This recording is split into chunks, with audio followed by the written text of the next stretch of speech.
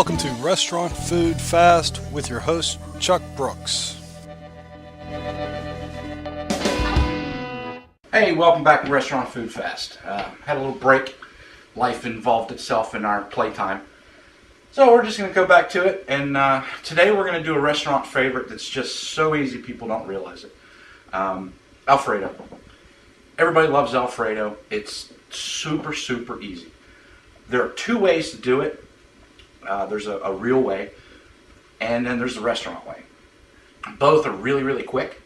The real way is actually easier, but it's much worse for you. So I'm going to show you how to do it the way restaurants do it. Most restaurants anyway. If you go to a super high-end Italian restaurant, they're going to do it the real way with just full cream and reduction. But the fat content's something like 4 billion.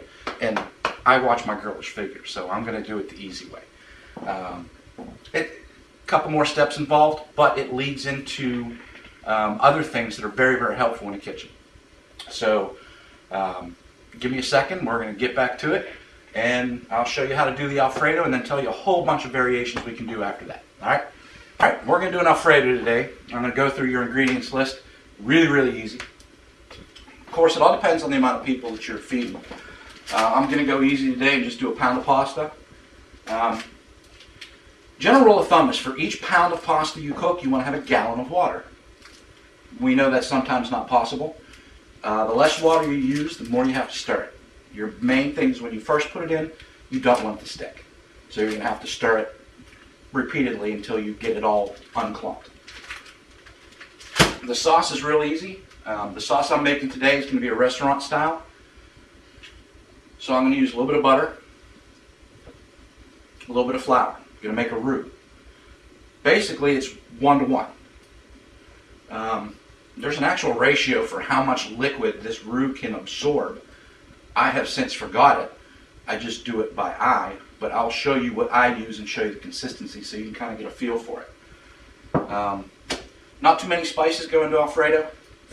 I use a little bit of garlic, sea salt, a little bit of black pepper. You should use white pepper.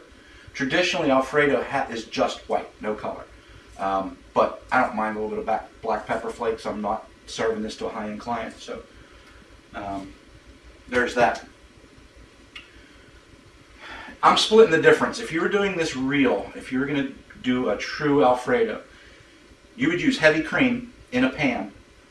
Just turn on the heat and reduce it. Now, I had questions on that. So a reduction is only when you put a liquid in a pan and you let it cook and it bubbles and steams and the water comes out of it. And it makes it thicker and thicker as it does that. That's basically what an Alfredo is. You take cream, put it in a pan, let it reduce, and then you add grated cheese. Whatever you like, Parmesan, Romano. Nice sharp cheese gives it that flavor. And that's pretty much it. That's the ingredient list. You don't have to do a lot to it. So that's it. Get your ingredient list together and we'll be ready to go. Here we go. I have a pot of water already boiling, already salted. Only reason you're salting the water is to give the pasta a little bit of flavor. Like you say, dump away.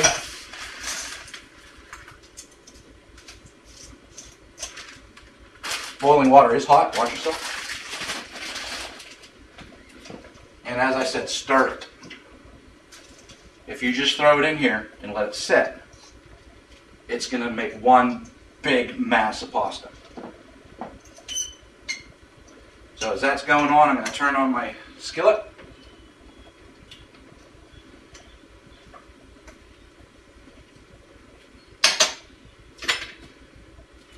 Now I'm going to put a couple tablespoons of butter in the bottom of the skillet.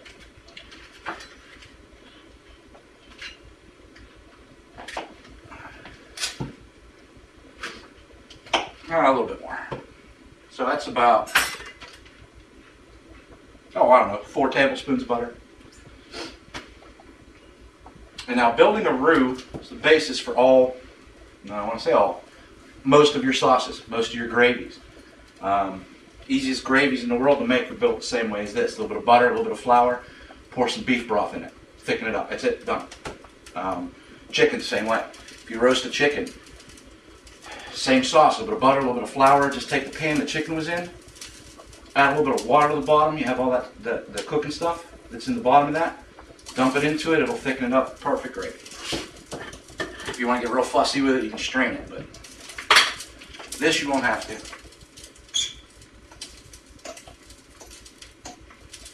Got to continue to stir after this pasta starts to break down. This is where most people leave it alone, and you don't want to. You got to make sure it's starting to cook before you don't play with it anymore.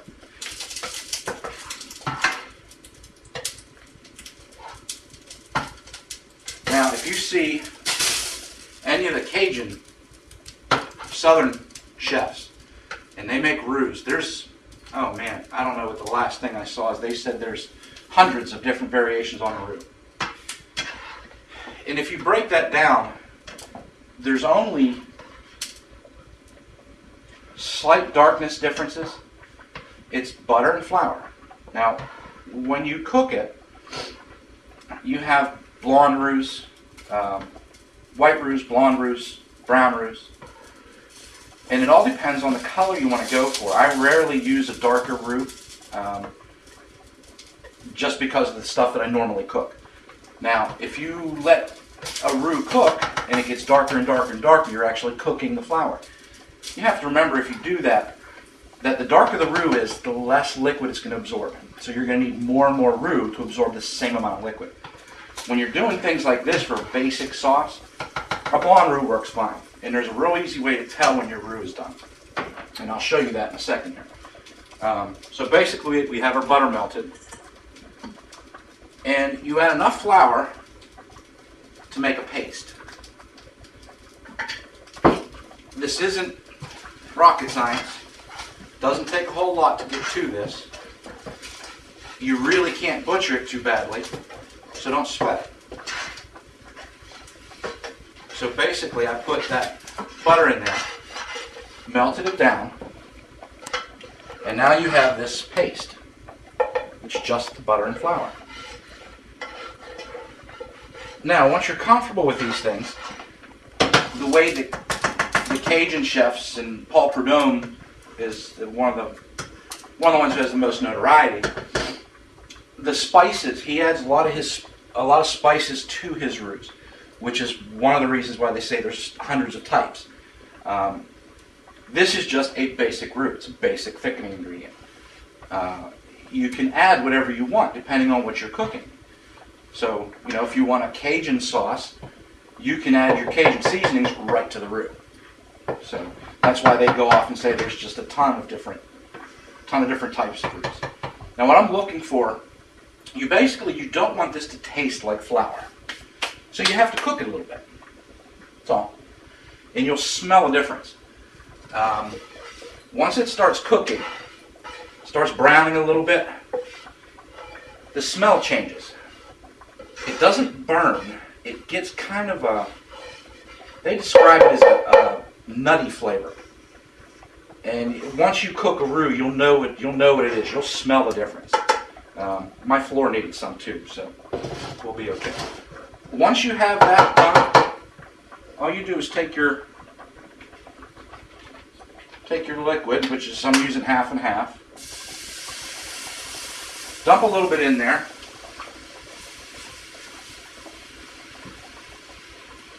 Stir it around. It's immediately going to thicken up.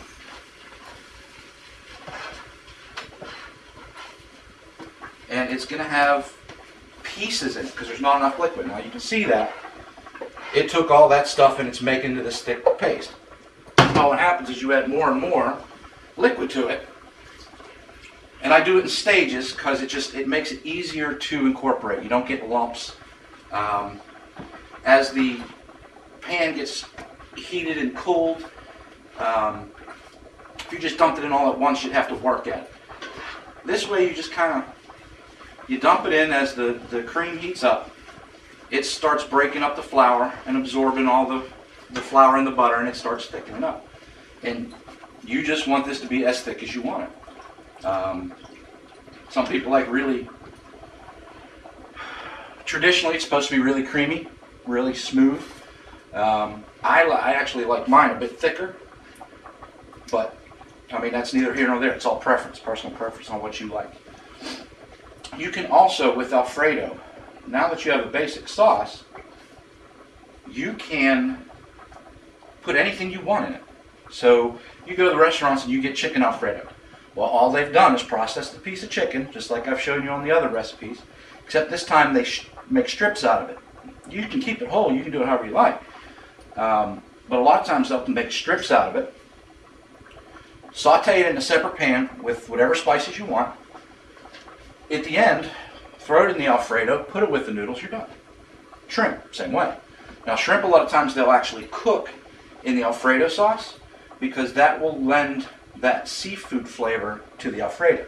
So now you have a seafood Alfredo. You can do it with clams. One of my sister's favorites is Alfredo with clams. So all you do is take a can of baby clams, and instead of all cream, I use a little bit of the clam juice, put in the baby clams. That's it, it's done. It's real easy. So this is thickening up a little more. I'm not quite done with it yet. You can still see bits and pieces of roux in here. So what I do is I just keep working it until you don't see anything. Again, one of the tricks that people don't realize in a restaurant, say I didn't want to keep working this. It was at the consistency I wanted and I had to have it done now. All you do is take a strainer, and I'll show you one. Give me a second while I duck out of camera here. I have to do this because my production guy hates it. One of these. You take one of these strainers, whatever sauce you're making, if it has bits and pieces in it you don't want, we could take this right now, dump it through a strainer into a container, it'll be finished. All the stuff that's unused is going to stick in here, and you don't have to worry about it. We're not going to have to do that, because we're just going to let this cook down. It's going to absorb all the roux, and it's going to thicken itself up. Pasta's almost done.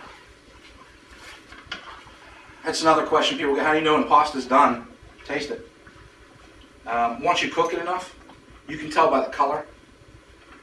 And you can definitely tell by the texture on how it moves. If it still holds that bend when you pick it up, it's al dente, it's getting towards being done, but it's not quite yet. I always taste it, no matter where I'm at. Even when I was working in the restaurants, I tasted it.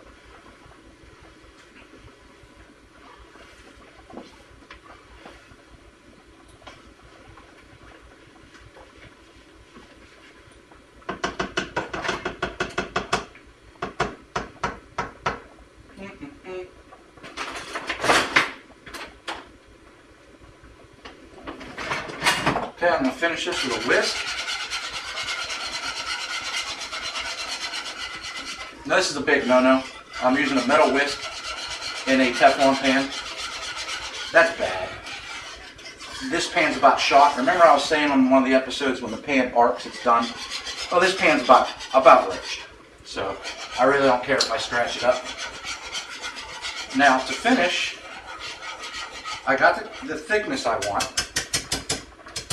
Which I'm going to show you here in a sec. It coats. It's thick enough because the pasta is going to absorb the sauce. So at this point, you take a handful of cheese. That's a good, I don't know, half cup maybe, quarter cup, and a little more. Hit this to it, heats off.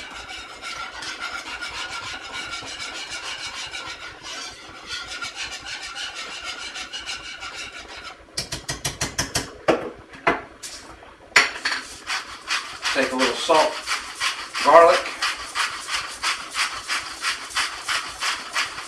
I can't tell you how much I'm putting in here. It's all taste, which is the final step. A little black pepper.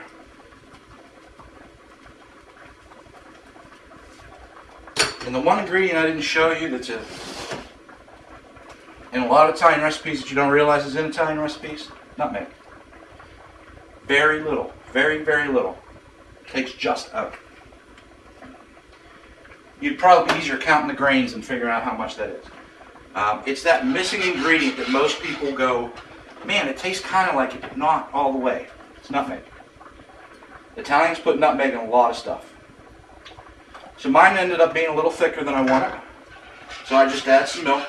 Doesn't have to be cream. You can do this with skim milk if you want. It's not going to have that same flavor. It's not going to have the fat. Fat content is what gives you the taste and the richness. So once you add the cheese, it's going to thicken up quite a bit. Now the only way I know to tell if something's seasoned correctly is to taste it.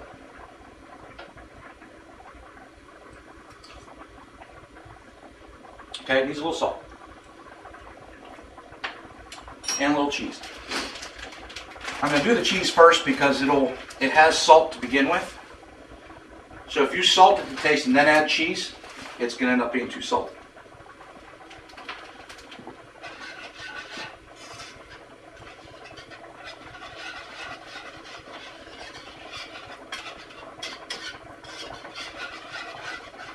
Taste it again.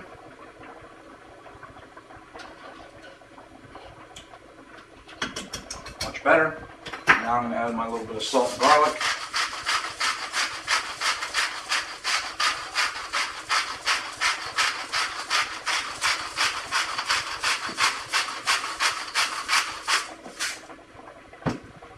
Pretty much it.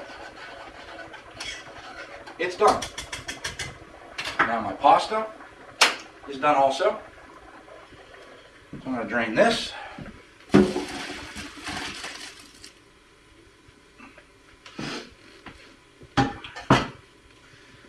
Now be aware, if you put all that pasta in that Alfredo sauce and you have to wait 10 minutes to serve it, you're going to have a brick. The pasta is going to absorb all that sauce and you're going to get this big congealed mass. You really want to put this together right when you're serving it. There's a couple ways to do it. It looks better if you can serve it right now. If everybody's ready for dinner, throw them all together, put them in your pasta bowl, it's done. You're good. I'm just going to put some up on a plate to show you guys, add a little bit of sauce to it, and we'll be done.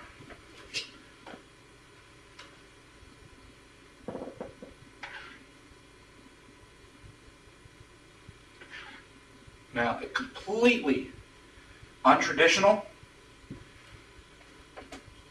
but I'm going to dust mine with a little bit of basil flakes.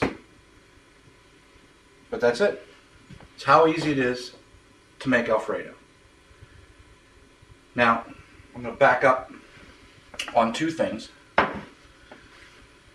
If you were doing this for real, all you would do is take heavy cream, put it in a pan, get it up to a simmer, turn the heat down. You don't want it at a raging boil. Turn the heat down a little bit and let it cook. That's it. Same ingredients go into it other than the flour and butter. Same seasonings, everything. It's going to taste much better than the one we prepared. This is a very, very easy, quick meal. I don't keep heavy cream on hand, but I know most people keep milk. So, boom, I happen to have the half and half for coffee. So I figured out that's what I'll make for lunch. If you want to go and make this for real, if you're trying to impress somebody, go out and buy yourself heavy cream. And it comes out much better, much smoother, tastes better, just as easy, actually easier. You don't have to make the roux. You don't have to do all that. The reason I want to show you how to do it with the roux is because you basically made a bechamel sauce. The milk put into a roux is the base for a bechamel. You can make a billion different things with a bechamel sauce. Now, Alfredo, done this way, is basically a cheese sauce. So, you want to make macaroni and cheese? Do the exact same thing I just did. Now add cheddar cheese to it. Cook off your noodles, your elbow macaroni, whatever you want. Dump that sauce all over it. Cover it with cheese on top. Throw it in the oven. Bake it for about 10 minutes until the top gets brown, because it's already cooked. There you go, macaroni and cheese. It's just, a bechamel is the basis, any white sauce. You can, any kind of gravy is the same way. If you don't use milk, like I said, if you take the basic roux and put chicken gravy, add chicken stock to it, now you got chicken gravy. Beef stock to it, now you got beef gravy. You name it. The sauces you can make with the bechamel sauce are endless. It's one of the 5 main sauces. They say there are 5 sauces that represent every sauce ever made in culinary. This happens to be one of them. It's just really, really simple to make. You can make a ton of different recipes with it, and it's really, really easy. Any of your basic soups. Want to make a real quick potato soup? Same thing. Start off with the bechamel sauce. Cut up your potatoes real fine, cook those off, add them all together with some seasoning. You real fast, real easy, real basic. Cream of broccoli, same way. Bechamel sauce with some cream, get some broccoli, cook it in the sauce. You got broccoli sauce. You got a broccoli soup. It's so easy. Once you get the hang of doing that for thickening, you can make anything you've seen in a restaurant. So there you go. There you have it. It's an Alfredo done restaurant style. Something you probably all have ingredients for at home. Enjoy it. It's quick, it's simple, it's easy. All right, there was your basic Alfredo. Real easy to do. Remember, keep those suggestions coming. Restaurantfoodfast, all one word, @gmail.com.